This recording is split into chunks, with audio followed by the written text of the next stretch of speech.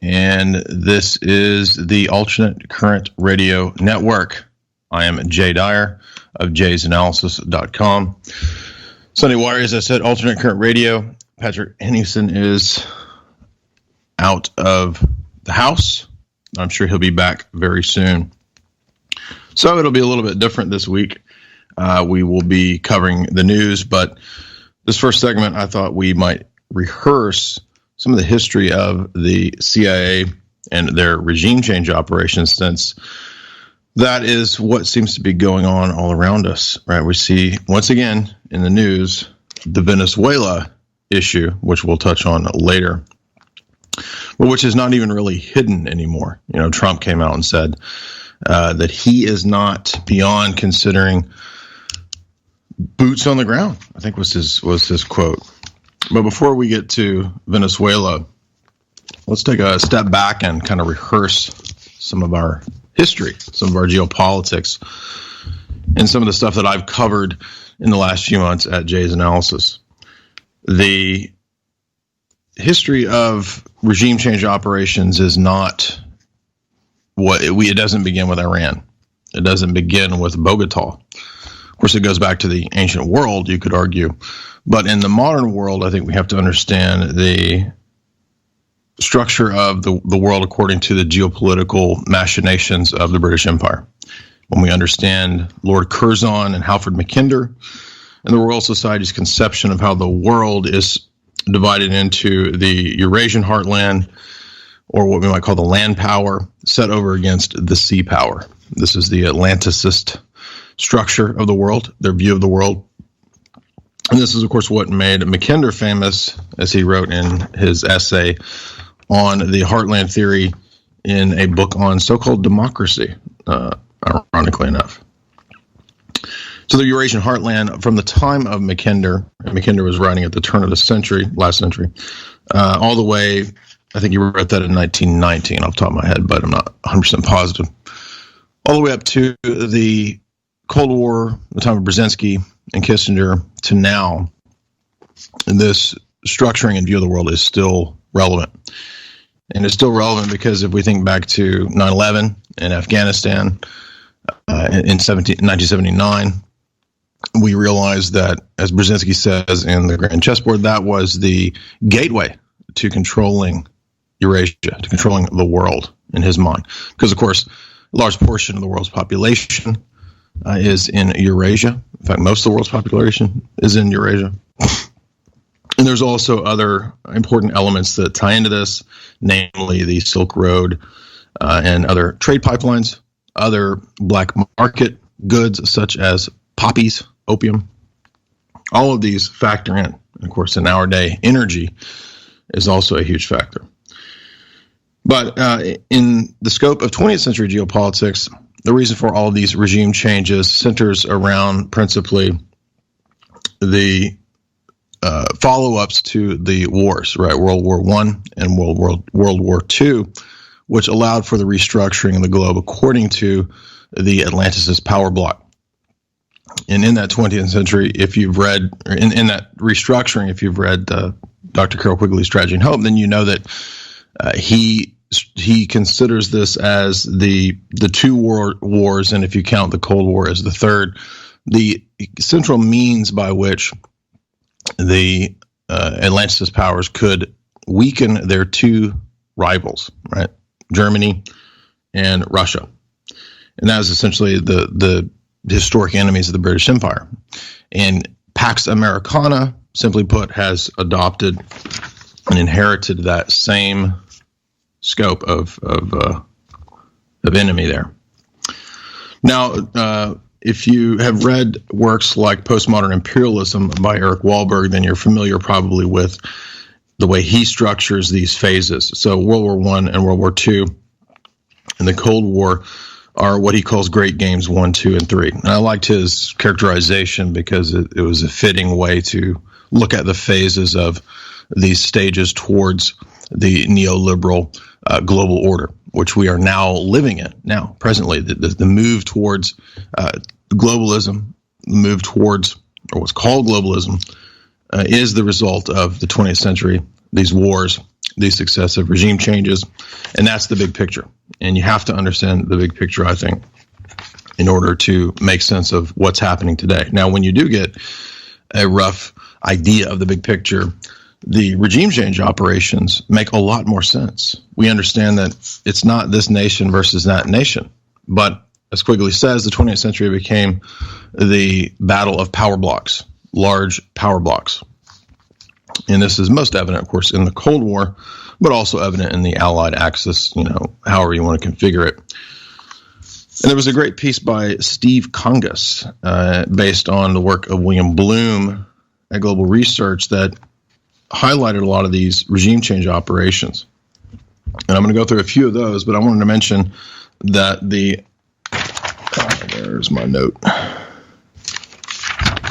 The history of the means by which regime changes would occur in these other countries is not what most people think either. Everybody thinks of, again, the Shah of Iran, or they think of, Mossadegh, that whole situation in Iran, Operation Ajax, or they think of, some coup in Latin or South America.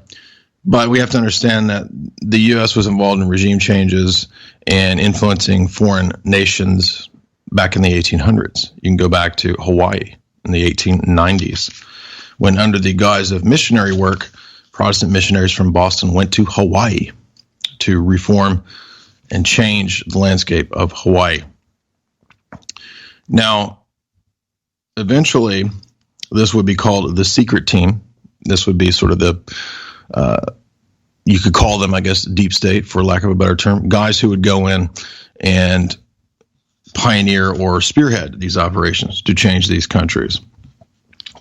And the first, if you've read Servando Gonzalez's excellent book, Psychological Warfare in the New World Order, the first successful regime change operation that we know of as regime changes in the modern world, utilizing the technologies that would kind of become the eventual, color revolution, NGO model. It wasn't, it wasn't Iran. It was actually the Bogotazo riots in Colombia in 1948. But if you look at CIA publications, they don't usually mention this because there was an important figure who was involved in that CIA overthrow, or at that time the OSS.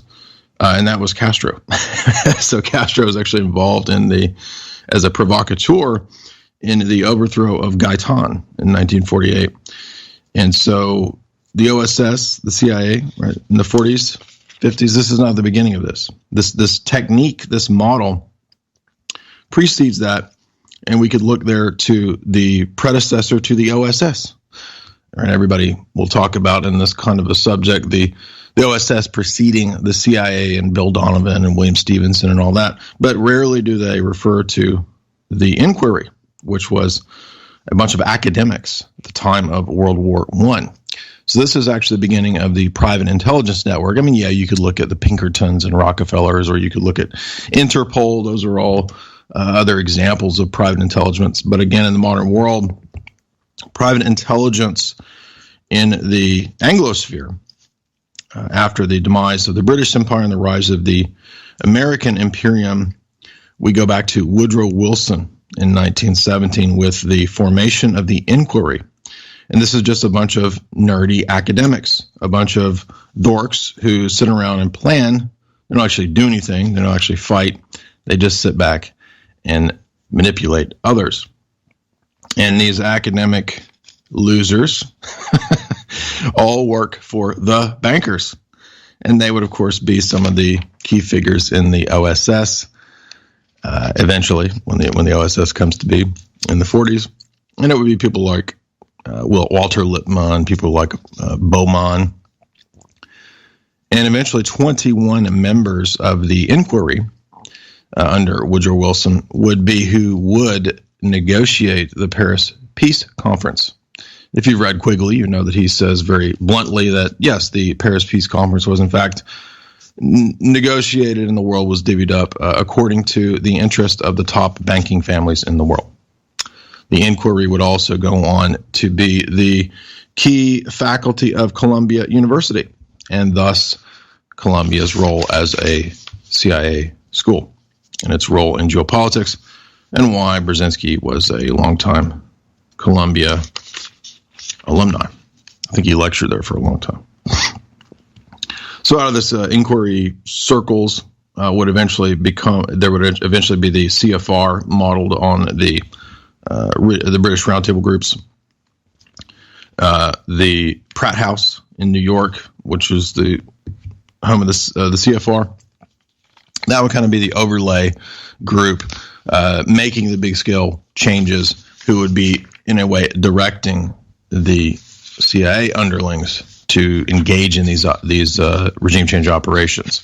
So again, then we enter into the Fletcher Prouty sphere of things in terms of being on the ground and using this technique, this sort of technology, you could call it, regime change. And in Bloom's analysis, he kind of gives a summation where he says that the usual strategy here is going to be that the CIA, which is nothing more than the Wall Street, Rockefeller bankers' private army, is another way to look at it, the private army of the CFR. And it was the Rockefellers, of course, who founded the CFR, along with the British intelligence strategists. CIA operations use the same recruiting script over and over. Recurring script over and over. American business interests abroad are threatened by a elected leader. The people typically support their leader on the basis of the leader's land reforms, unions, the redistribution of wealth, a nationalization of some of the industries, which are, of course, being siphoned off to return to the periphery, or from the periphery to the center, which is the model of all imperiums, according to Wahlberg. Then you have the regulations that go into place to protect workers, to separate private and public, banking, so forth. Glass-Steagall type regulations. There's regulations that might affect consumers, and these tend to not necessarily be the best for foreign companies, foreign corporations, particularly the Fortune 100, Fortune 500, American businesses, basically. So then with the help of the CIA is mobilized to go into the country and bring about the regime change. And again, we said this has been done so many times that it becomes a kind of technology.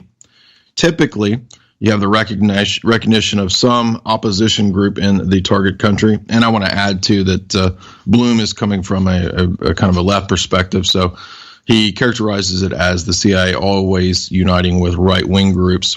That is not always the case. The CIA has plenty of times used left-wing democratic so-called revolutionary groups as well. Now, maybe during the Cold War, it was typically the right-wing death squad, this kind of stuff, especially in Latin Central America. But it's not always just the usage of the right-wing type of group or the military dictatorship. But for the purpose of bringing in the coup, yes, there is the stirring up of the population. We saw in Syria, Ukraine, sometimes there's a sniper event that occurs. This riles people up, and it makes the crackdown on the attack look like the existing government is a tyrannical, oppressive regime. Then comes the media attention. Oh, look, he's cracking down on his peaceful protesters, who are typically not very peaceful. This is all, of course, being orchestrated from behind the scenes by the agency, by the secret team, who has probably for many years already been present in the country, training and working with the existing government and media there. And this trick then is planned. It's planned way ahead of time. And in fact, if those methods don't work, then usually other black book methods, other sneaky methods go into play, such as sexual intrigue. Yes, swallows and ravens, that's real. That can have some entrapment on the part of the coming leader, the new leader that's intended to be compromised, or a puppet. The CIA will plant false stories about the opponent in local media and international media now. You'll have infiltration and disruption of all the political parties. There might be kidnappings, there might be beatings, there might be tortures, intimidation, Economic sanctions and sabotage. Yeah, that's exactly what applies in the Venezuela situation and other countries as well. And then, of course, we can't forget the infamous death squads and actual assassinations, if need be. So these efforts then culminate typically in the military coup, which installs the right-wing dictator. And the right-wing dictator's entire security apparatus has been trained by the CIA. And anyone who has at any point in any way opposed these situations is typically branded as a communist, especially during the Cold War. I think this book was written during the Cold War, so certainly you could see why you could see the ease with which the CIA could achieve their ends by castigating anyone as a communist. And prior to that, there would be you could also castigate people as any other appellation you wanted to, depending on what's the flavor of the week, right? From nowadays, terrorist, right? Oh, there's terrorists, the terrorists, and the mustard gases.